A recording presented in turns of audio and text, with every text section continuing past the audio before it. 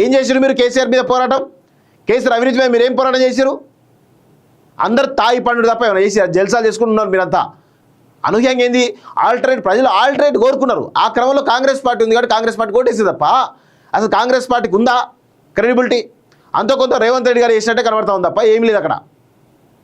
ఆయన కూడా కొన్నిసార్లు ప్రెస్ పెట్టాలి, సాయంత్రం మూటలు తీసుకోవాలి. ఇదే పరిస్థితి కనబడుతుంది మాకు కూడా.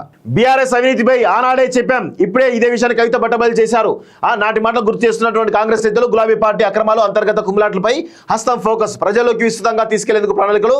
కవిత ప్రెస్ మీట్ కామెంట్స్ పై సోషల్ మీడియాలో ప్రచారం అంటూ చూస్తాం. సో కాంగ్రెస్ నాయకులు మీకు కేసీఆర్ అవినీతి పైన మాట్లాడే రైటే లేదు. మీరు ఒక పొలిటికల్ ప్లాట్ఫామ్ మీద ఉన్నారు కాబట్టి ప్రజలు మాలాంటి వాళ్ళం కేసీఆర్ అవినీతి పైన అరెస్ట్లు అయ్యి జైలుకు పోయి ఇబ్బందులు పడి అనేక రకాలుగా జీవితాలు కోల్పోయి మేము పోరాటం చేస్తే మీలాంటి వాళ్ళు వచ్చారు, కాంగ్రెస్ వచ్చింది అధికారులకి. ఏనాడైనా మీరు ప్రజా పోరాటాలు చేసిరా? ఏం లేదు, పొద్దున ప్రెస్ మీట్ పెట్టాలి, సాయంత్రం మూటలు తీసుకోవాలి. ఇదే పరిస్థితి ఉంటుంది కదా కేసీఆర్ హయాంలో కాంగ్రెస్లో సగం మంది, ఇప్పుడున్నట్టు మంత్రుల్లో సగం మంది కోవట్లున్నారు కదా. ఇప్పటికి కూడా కోవట్లు చాలామంది ఉన్నారు కేసీఆర్కి. మీరు మాట్లాడుతున్నారు కాంగ్రెస్ నేతలు. ఏం చేశారు మీరు కేసీఆర్ మీద పోరాటం? కేసీఆర్ అవినీతి మీద మీరు ఏం పోరాటం చేశారు? అందరు తాయి పండుగ తప్ప ఏమైనా చేశారు? జల్సాలు చేసుకుంటున్నారు మీరంతా.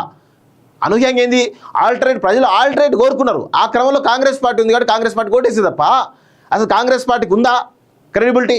అంతో కొంత రేవంత్ రెడ్డి గారు చేసినట్టే కనబడతా ఉంది తప్ప ఏం లేదు అక్కడ. ఆయన కూడా కొన్నిసార్లు ప్రెస్ పెట్టాలి, సాయంత్రం మూటలు తీసుకోవాలి. ఇదే పరిస్థితి కనబడుతుంది మాకు కూడా.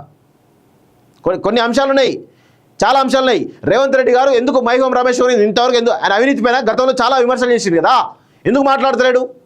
రాజ్ పుష్ప మీద అనేక విమర్శలు చేసింది కదా, ఎందుకు మాట్లాడతలేడు? ఈరోజు కేబీఆర్ పార్క్ దగ్గర పెద్ద ఎత్తున ఒక అపార్ట్మెంట్, పెద్ద అపార్ట్మెంటు, దాని మీద విమర్శలు చేసింది కదా, ఏమైంది అవన్నీ? ప్రతిపక్ష నాయకుడిగా అనేక తప్పులు ఎత్తి చూపాడు కదా, మరి వాటిపైన చర్యలు ఏమి ఉన్నాయా? ఉండవు.